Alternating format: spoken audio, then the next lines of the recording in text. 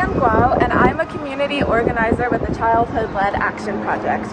We are a nonprofit organization founded in 1992 dedicated to the elimination of childhood-led poisoning, parent support, education, and advocacy. And we are all gathered here today to celebrate our rental registry and its impact thus far.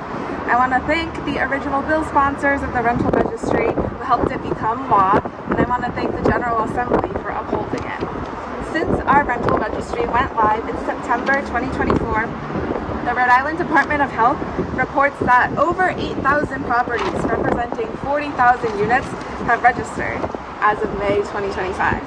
We're still at the beginning stages of the rental registry, not even a whole year out yet, but it's already working, and it continues to increase the safety and quality of our state's housing stock. One of the main goals of the rental registry was to act as a tool for enforcement of existing lead laws. Efforts have brought lead exposure rates down steadily over the years, but still more than 900 children were considered to have an elevated blood lead level just last year. So the rental registry is one of the tools we have in our toolbox to get those numbers finally down to zero. And that's the only acceptable number we should have in our state. According to the Health Department, from September of 2024 to February of this year, lead inspectors issued on average 2,267 certificates a month, which is a big jump from the typical 733 certificates that were issued a month in the year of 2023, before this whole rental registry was a thing. More lead certificates means more lead-safe homes, and more lead-safe homes means less lead exposure for young children. So first and foremost, this is a safety measure. If there had been no rental registry, many landlords would not have had reason to get their inspections. Even well-meaning landlords who are aware of the requirement knowingly ignored it to save a few $100s. And that's kind of understandable because nobody was checking. But the threat of impending fines and the possibility that tenants could withhold their rent by placing it into escrow was the most powerful motivator. And to be clear, there have been no fines yet. There's also no date for upcoming fines. So if a landlord has missed the previous deadline for getting your home lead safe to register to get your lead certificate, it doesn't matter right now because the next best time to get your home lead safe is right now.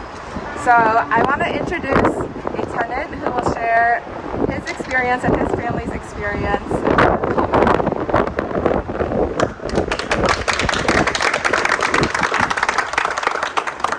So much. So my name's Colton Conroy. I'm a mathematical scientist. I have a PhD.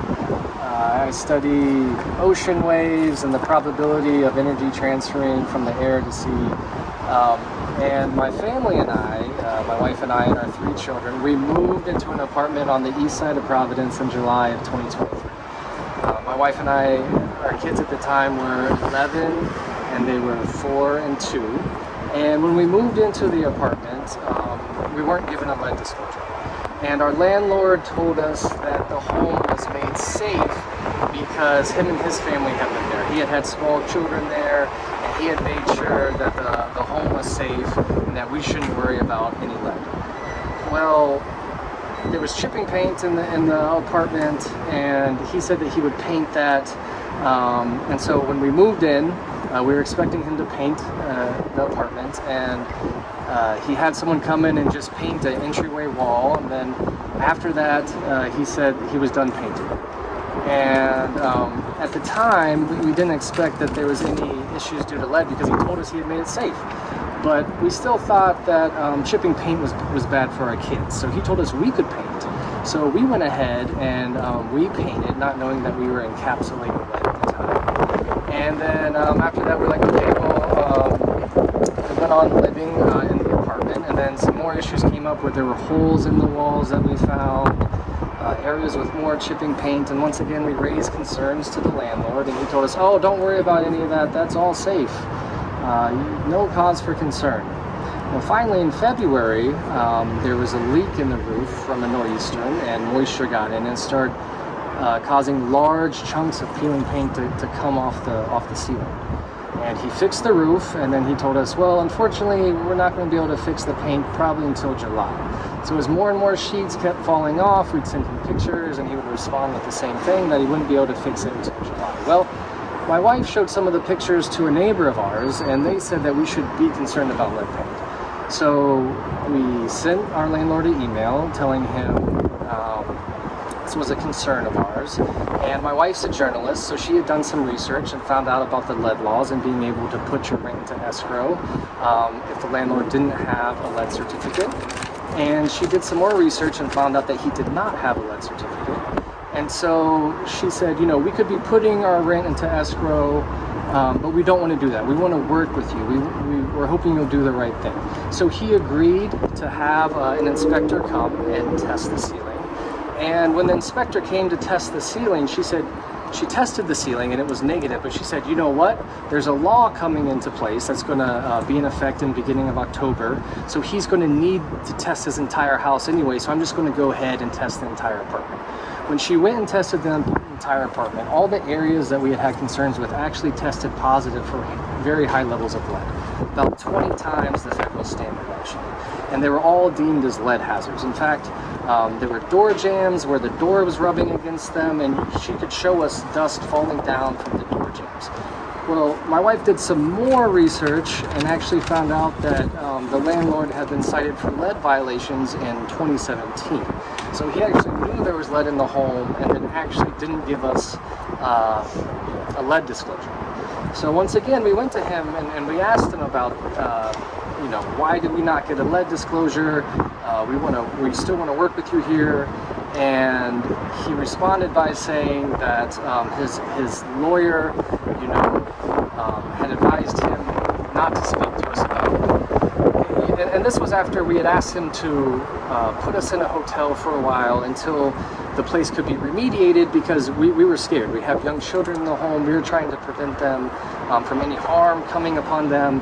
And he told us he wasn't going to relocate us.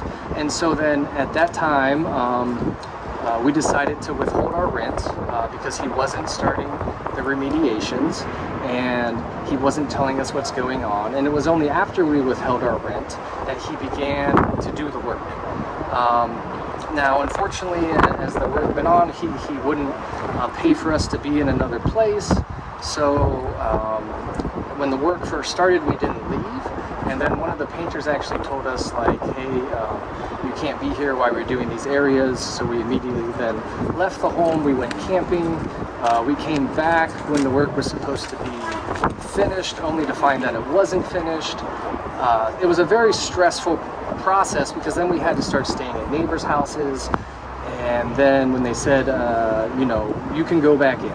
Well, we remember the lead inspector had told us that we shouldn't go back in until the house cleared a dust wipe. So we didn't go back in. I was able to get a hold of the lead inspector, and she was like, yes, don't go back in, wait till I do the dust wipe. And initially when they went back in, they failed a visual inspection, did a dust wipe, failed the dust wipe. It wasn't until I had to go in and actually clean the dust that had been left in there and the floors that we were able, dust wipe passed and we were able to move back in. The work, however, we found that they missed some places, and so the work wasn't done. He wasn't given a certificate. And 3 days before the law went into effect, he filed an eviction case against us. I can't tell you how stressful it was to be in the situation of first finding out that there's lead hazards in their home with small children when you thought there wasn't. And then going through an eviction process while trying to keep your children safe and all the work not being completed. Because of some dynamics that happened in the process, my wife and I weren't allowed to present our case before the judge in person as to why we were withholding our rent. And we were sitting in Superior Court and listening to the judge and came to the realization that we were about to be evicted. And so we essentially were forced to sign a stipulation saying that we would pay all the back rent and we would be out of our apartment before the end of February. Now, my wife and I have more advantages than a lot of people probably in our situation, and could have very easily ended up that we would have been homeless. However, with help from our friends and family, we were able to find a home. But if the law had been in place, we wouldn't have been able to be evicted. And the landlord didn't start doing what he was supposed to do until we withheld our rent. So these laws are really working. And they're helping bring landlords into compliance. And so I urge the legislative body to stand by the laws that you've already passed. They are working. They're helping keep tenants safe. They're giving tenants a way to right the power imbalance that exists when tenants can be evicted if they withhold their rent for hazards being in their house. And as I said earlier, my work is in probability and statistics.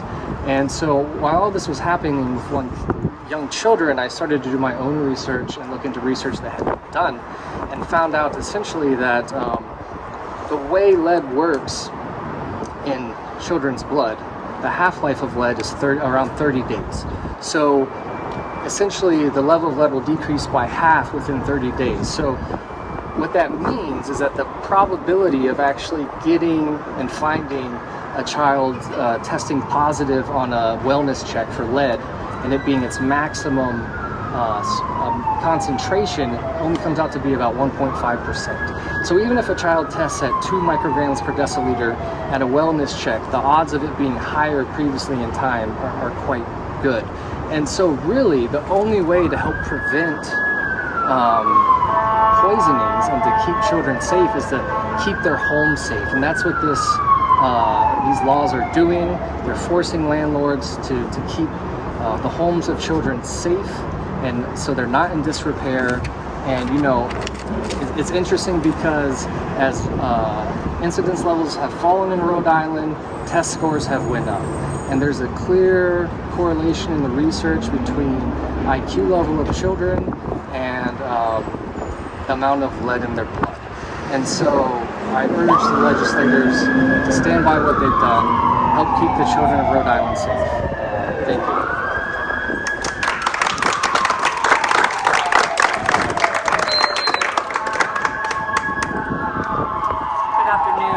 My name is Shana Crandall, and I'm the Executive Director of Reclaim Rhode Island, a grassroots housing justice organization. 2 years ago, we organized dozens of tenants of Pioneer Investments, a slumlord who lives on Mansion Drive in Massachusetts. Tenants were paying rent to live in abhorrent conditions. We met at least a dozen parents whose kids had been poisoned or had elevated lead levels. One parent recalled Pioneer sending workers seemingly off Craigslist to scrape paint while she and her baby were in the apartment. Her baby was poisoned, and a few months later she was evicted. That's the reality of the rental crisis here in Rhode Island. Pioneer Tenants' brave organizing was instrumental to winning the rental registry in 2023. After more than 20 years of lead safety laws being in effect, they would finally be enforced. Finally, enforcement would kick in before kids are poisoned to prevent kids from being brain damaged. The registry is working, and it's working in part because it creates a financial incentive for landlords to comply. The registry enables tenants to pay rent into escrow if their landlord refuses to take steps to make their apartment safe.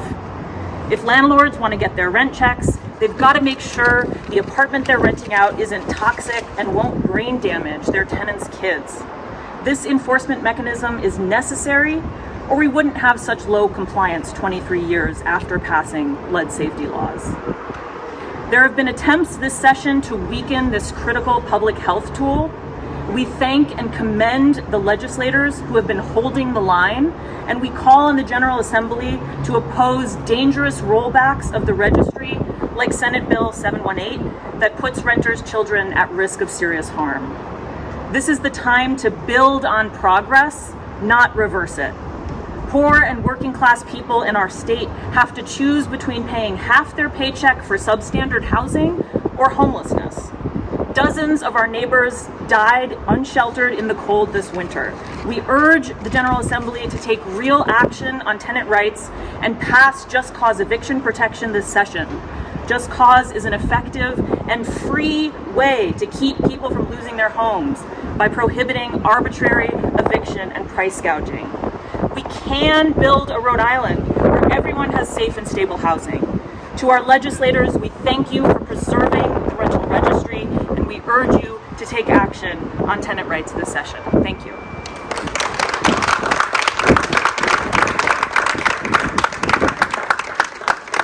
Good afternoon. My name's Troy Lang. I'm a supervising attorney with the Rhode Island Center for Justice. I've been representing tenants for about 4 years now, and in that time, I've come to realize the true extent of the age and state of the housing stock in Rhode Island. A huge proportion of rental property was built prior to 1978, which means that there is lead in those buildings. So, amending the rental registry requirement, as has been proposed in Senate Bill 718, would have disastrous consequences to the health and safety of tenants in the state, particularly children and pregnant women who are susceptible to lead poisoning. As Shana just mentioned, the Lead Hazard Mitigation Act was passed all the way back in 2002. Landlords have had over 20 years to comply with the requirement to have a certificate of lead conformance in their properties that they rent out that were built prior to 1978. What a certificate of lead conformance represents is really evidence from the Department of Health that that is a safe place to have your family, your children reside, to be free from the dangerous consequences of lead presence. However, before this registry was passed, the limited consequences for noncompliance meant that a number of older properties that were not in compliance was troublingly high. And that registry has really been the most effective way to get landlords into compliance and to keep our children safe. As a lawyer, I'm familiar with our state Supreme Court stance on landlord and tenant matters generally. They've often said that landlords who comply with the law are entitled to the benefits it provides. And those landlords who follow the law, frankly, when their tenants don't pay the rent, are able to quickly and easily evict those tenants. This bill is an attempt to change the law so that landlords who are not in compliance with a law over 20 years old can escape the consequences of those actions and get the benefit of eviction laws despite not being in compliance with lead safety laws. Additionally, it's important to maintain the registration requirement for all landlords as well as the registry's public-facing contact information, which is another aspect of Senate Bill 718 that's proposed to be rolled back. It may seem extremely old-fashioned, but I've spoken to multiple tenants who do not even have contact information for their landlords. I've asked them how they might report issues with the property to their landlords, and they say, well, we have to wait till they come around to pick up the rent on the first to let them know. And that's just frankly unacceptable. This is a public safety measure, again, meant to protect children and families in Rhode Island. So overall, we just ask the General Assembly stay the course, as the rental registry requirement in 341858 has been a huge step in the right direction for ensuring safe homes for Rhode Island families. Let's not roll that back. Thank you.